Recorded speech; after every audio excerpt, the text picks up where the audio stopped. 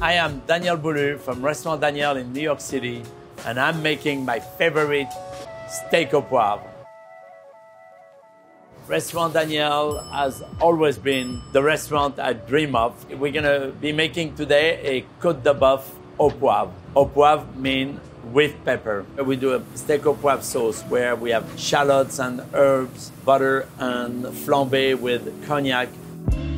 So here we are starting. Côte de Bœuf means bone-in double steak ribeye. So this is a 34-ounce steak. The good thing with the bone is it's gonna help keep part of the steak a little bit more rare, and anything you cook on the bone is always better. We put a string to hold the meat tight together. Sometimes with the cap, you could lose the cap here. So what defines a good steak is often the blend of fat and lean. It's okay if you have nugget of fat in the middle. That's going to nourish the meat while it's cooking, and you can always remove it when you serve it. The first thing you have to do when you cook a thick steak like this is to let it temper a little bit. So you leave it outside maybe for 20 minutes. Now, if you like your steak very rare, then don't temper it, but you don't want to eat it cold either. So that's why you want to be able to cook it rare and have it warm inside. So the first thing we do is the seasoning. You salt the outside. This is sea salt. We're using a pepper blend that is made of 6 pepper inside. And the 6 pepper are from different continents. There is some green, there is some black. Sometimes we have some pink pepper. You can use totally only black pepper. I like the fact that many peppers have different fragrance. You can also pre-season your steak, but not too long ahead. I mean, in a restaurant, you cannot pre-season the steak. You get the order, you season the steak, you cook it, and it's all fine. So, you know, there's so many theory about steak. What I'm gonna do is my theory. So good luck. I wanted to cook my Côte de Bœuf in my pan, the Daniel Boulud kitchen pan. But if you have a cast iron pan, if you have a copper pan at home, as long as you can maintain a consistent heat. I have a little bit of beef fat that is rendered from the trimming of the Côte de Bœuf. The beef fat has been cooked and also cooked with a little bit of garlic, thyme. So I use a little bit of beef fat in the pan and a little bit of clarified butter. The beef fat can take higher temperature, and it is good to cook in its own fat. But it don't matter if it's a pork chop, if it's a beef chop, or if it's a veal chop, you should always keep the trimming and cook with it. I would say medium high. As long as you see the fat bubbling and crippling and making music, that's a good sign. There's gonna be a little bit of smoke, but you don't want too much. You lower, you raise, you make sure that you don't burn your steak, but you sear it well. When you cook a steak, when you use a fork, you don't go in the middle and poke your steak. You always go on the side in a part of the steak that is not the prime meat, but right there, for example, and you can turn it like this. And I'm from Lyon. I love garlic, so I like to put some garlic inside my steak too. So this is only gonna flavor the fat, some thyme. This is just to flavor, and if you feel that it's burning, you take it out. We're gonna give many sear from one side to the other. I'm trying to do a constant turning. I won't cook it for 5 minutes on one side, 5 minutes on the other. I'd rather go gradually, gently inside. Even out the temperature and make sure that both sides of the steak have the same gradual cooking inside. And you don't want to create a crust that is too well done on the outside and is too uneven between one side and the other. You want the perfect steak. And also, you know, cooking a Côte de Bœuf at home, if you put too much heat, it'll be very smoky. So you really have to be gentle with the steak and be patient with the steak. And that's why the way I'm cooking here, it takes patience rather than speed. You see, the music never stops. And that's what you want. Is you don't want smoke, you just want music. You can feel it by touching how the meat is still very rare on the inside, yeah. I think we have been doing it now for almost 10 minutes, but that's good.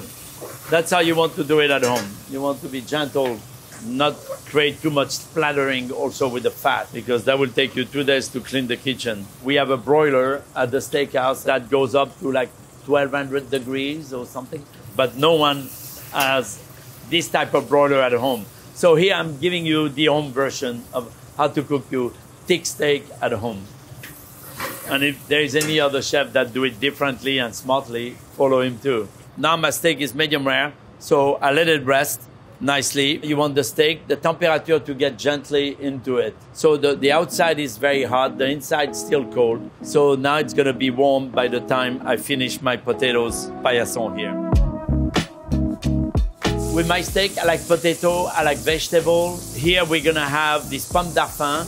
I think it's perfect because it goes well with the sauce. It's tasty, something classic French. So I have potato, I have celery roots, carrots, and my favorite root vegetable, a truffle to go with it. So as you see, I am turning this into a small, medium julienne, almost like matchsticks. You have to be very careful with this tool. It's not recommended to use it if you never used it before.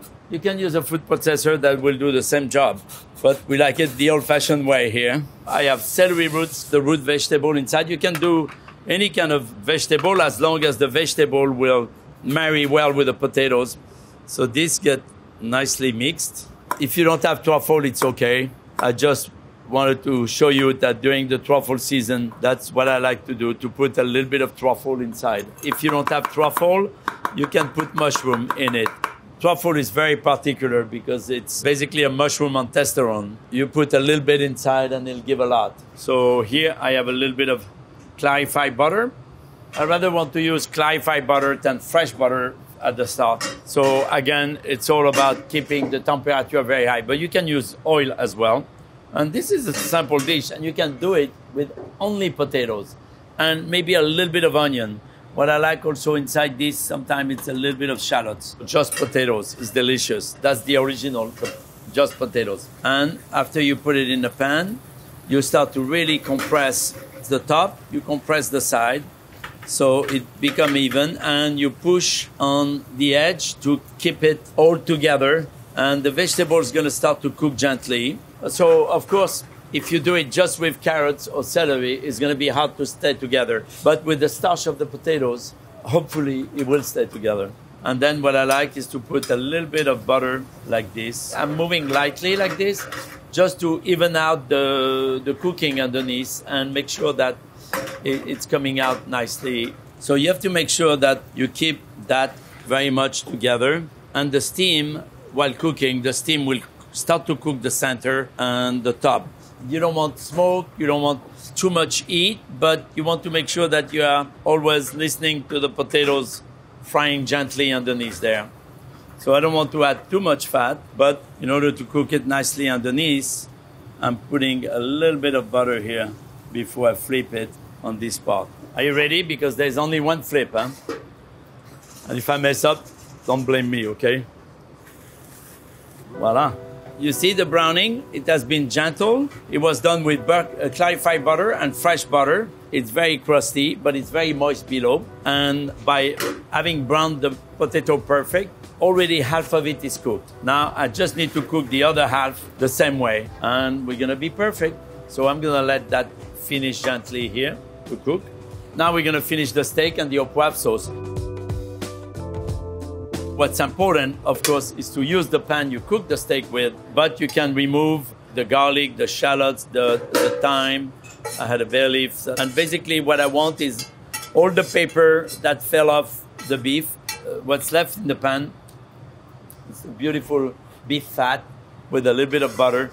What's important in the pan is what we call the suc, which is the juices of the beef, the element of the bottom of the pan here, that's gonna go away when we make the sauce. That's gonna give wonderful flavors. I'm gonna give a quick sear to the beef one more time here, just to warm it up.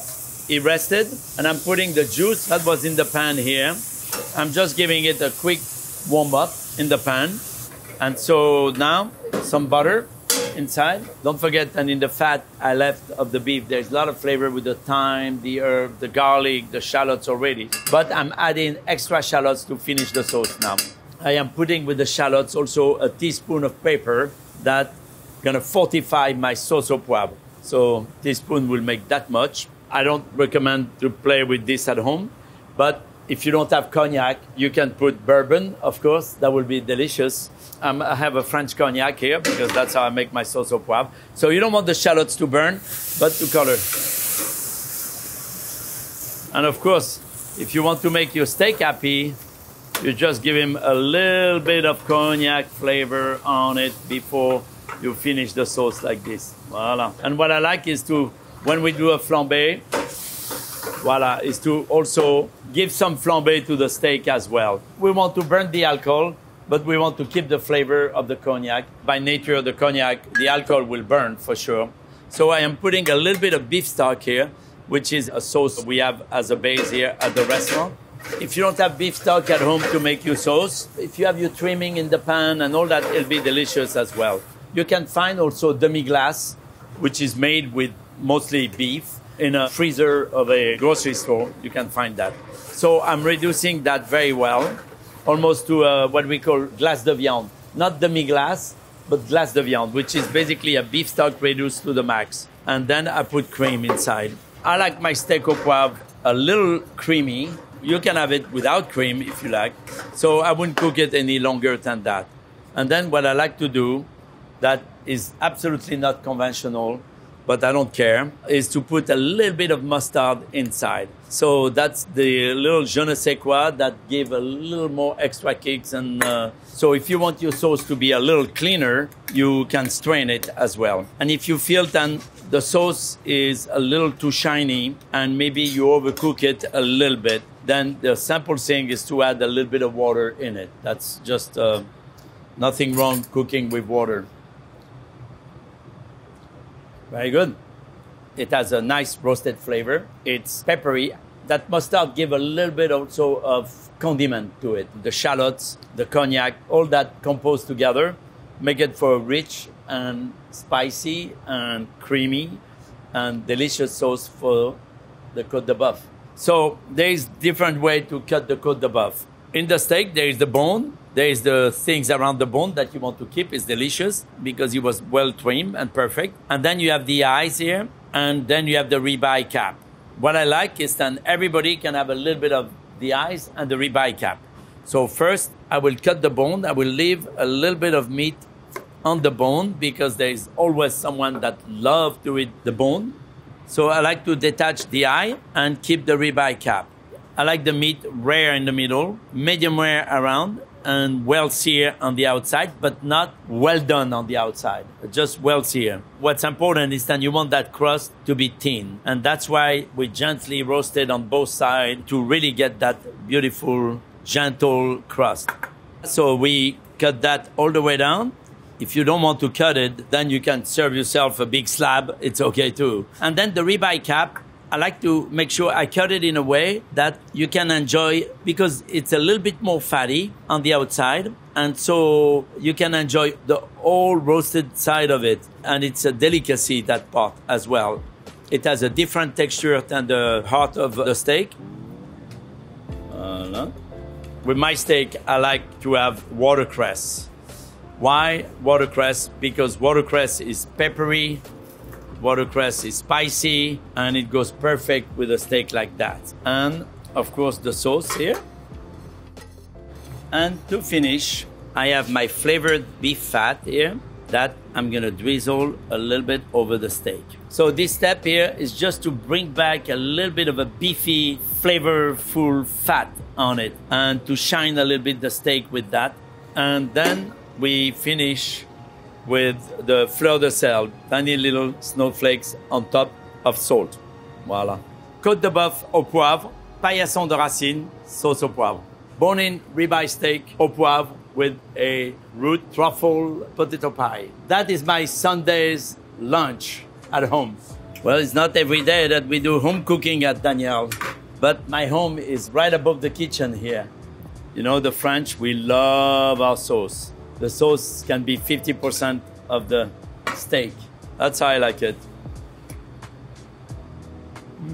The meat and the sauce together is perfect. Tender, tasty, and as you see, the crust here on the sear, that's where also extra flavor is. The sign of a good steak is when there is a good crust.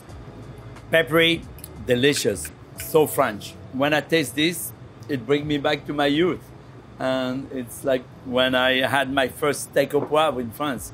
That's the beauty of food, is to take you back places. I think don't be scared. Just don't set the house on fire when you do the flambé. If you're really scared to make a steak, then call me. I'll come in your home and make it for you. I just came back from LA to do a Chefs for LA charity with the chef in LA there for people in the industry that was hurt by the fires. I like that they gave me a French knife, a real French knife. This is not a steak knife. This is not normally what you cut a steak with, but I felt, I'll honor them, honor the steak, and it was a wonderful fundraising. So if anyone watched me cutting a steak with this, forgive me.